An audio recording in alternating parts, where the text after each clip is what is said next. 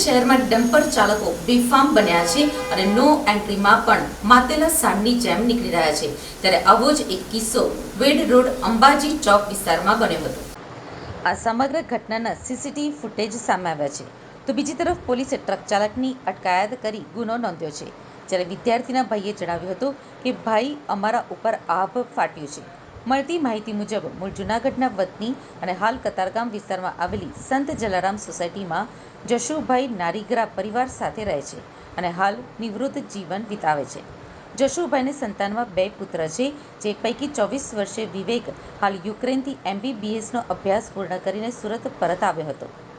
દરમિયાન ગત શુક્રવારે સવારે 2 વ્હીલર ઉપર વેડ રોડથી નીકળી અંબાજી મંદિર પાસેથી પસાર થતો હતો, ત્યારે ડમ્પર બેફામ ચલાવી રહેલા ચાલકે 2 વ્હીલરને પાછળથી ટક્કર મારી હતી, જેના પગલે વિવેકને ગંભીર ઈજાઓ પહોંચી હતી। તાત્કાલિક સારવાર માટે વિવેકને ખાનગી હોસ્પિટલમાં લઈ ગયા હતા, જ્યાં તેનું ગંભીર ઈજાને પગલે ટૂંકી સારવારમાં મોત નીપજ્યું હતું। મૃતક વિવેકના ભાઈ તુષારે જણાવ્યું હતું કે મારો ભાઈ થોડાક જ દિવસ પહેલા યુક્રેનથી MBBSનો અભ્યાસ પૂર્ણ કરી પરત ફર્યો હતો। હવે તે આગળની તૈયારી પણ કરી રહ્યો હતો। દરમિયાન ગત શુક્રવારે લાઇબ્રેરીથી પરત તે આવી રહ્યો હતો, ત્યારે રસ્તામાં જ આ બનાવ બન્યો હતો। અમારા ઉપર તો આભ તૂટી પડ્યું છે। વિવેકના મોતના પગલે પરિવારમાં શોકનો માહોલ છવાઈ ગયો છે। સિંગણપોર ડભોલી પોલીસ દ્વારા ગુનો નોંધી ડમ્પર ચાલકની અટકાયત કરી હતી।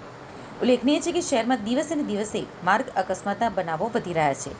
આ માર્ગ અકસ્માતને અંકુશમાં લાવવા માટે સુરત પોલીસ કમિશનર નવા ટ્રાફિકના નિયમો લઈને આવ્યા છે, પરંતુ આ બનાવો જોતા એમ લાગી રહ્યું છે કે આ નિયમોથી કંઈ જ ફરક પડતો નથી।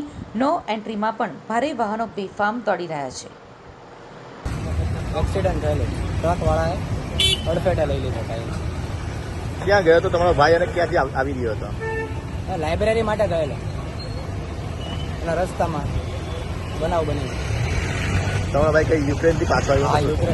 યુક્રેન ગયો હતો સ્ટડી માટે, MBBS કમ્પ્લીટ કરીને આવેલો અને આગળ MDની ફૂલ તૈયારી ચાલુ હતી। શું કહેશો ટ્રક વાળા વિશે? અત્યારે તો અમારે કાંઈ કીધા જેવું જ નથી ભાઈ, અમારે આપ ફાટી ગયું ભાઈ।